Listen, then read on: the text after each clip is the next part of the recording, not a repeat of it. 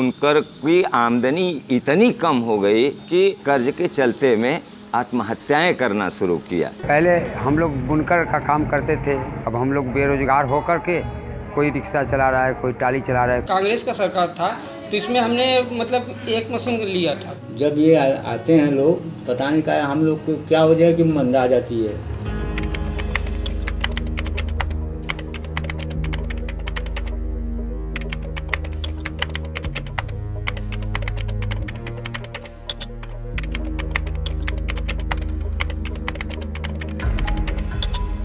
जो हाथ से बुनाई करता है वह बुनकर 1 महीने की बिजली बिल 250 रुपया देता है, और ये सरकार के लोग जहां पावर लूम लगवा देते हैं उसमें 75 रुपये महीने की बिजली बिल आती है। एक तरह से इस मशीनरी युग ने हाथ से काम करने वाले ज्ञानियों को पूरी तरह से सहयोग करना बंद कर दिया, सुविधाएं सारी छीन ली और इनकी आमदनी एकदम जीरो के बराबर हो गई, जिसके चलते यहाँ का बुनकर आत्महत्या करने लगा है।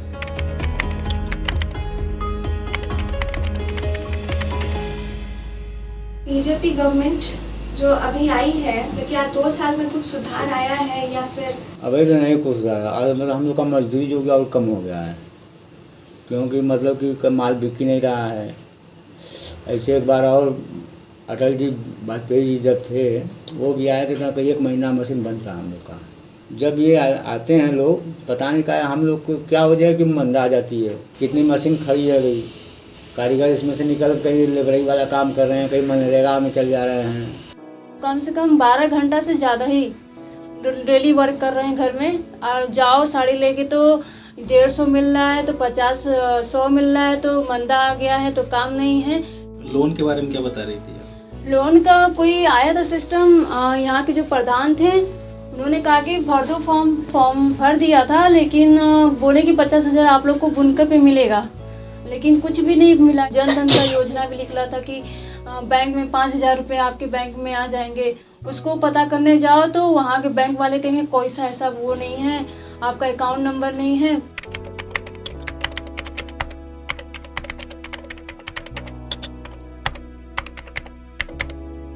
कांग्रेस का सरकार था तो इसमें हमने मतलब एक मशीन लिया था। उसके बाद जो है कि हमने उसी राज्य में जो इतना बढ़िया धंधा चल रहा था कि हमने उसी मेहनत करके 1 मशीन से 2 मशीन बनाया। अब ये स्थिति है कि जो हम 2 बनाए उसको बेच दें, अब एकदम ना चलने के बराबर है। वो मतलब समझिए भुखमरी कर रहे हैं। कभी जो है टाइम से कुछ मिल ही नहीं पाता है, माल नहीं मिलना है तो कुछ नहीं मिलना है, आर्डरें नहीं है। जब से ये सरकार आई है तब से इसमें इतना ज़्यादा मतलब दिक्कत खड़ा कर दिया है कि सारे लोगों परेशान है। माल नहीं बिक रही है, तो इसका क्या रीज़न हो सकता है? रीजन तो सरकार ही जानेगा। हाँ, हम तो खाली माल बनाते हैं। हम चीन का रेशम खरीदते हैं, चीन का रेशम फिर अपनी तानी बनाते हैं, उसके ऊपर अपने बुनकरी लगाते हैं, अपनी तरह की सुविधा के साथ में उसका कपड़ा तैयार करते हैं, और वैसी चीन का बना हुआ कपड़ा भी हमारे मार्केट में आ जाता है। उसमें तो हर हाल में हमारे कपड़े से उनका कपड़ा सस्ता था। ये पूंजीपतियों को बढ़ाना चाहते हैं, ये बड़े बड़े कंपनियों को बढ़ाना चाहते हैं, और ये पूंजीवादी लोकतंत्र के मॉडल में यही हम कह सकते हैं कि ये लोग सस्ती दर का मजदूर बनाना चाहते हैं बुनकर को।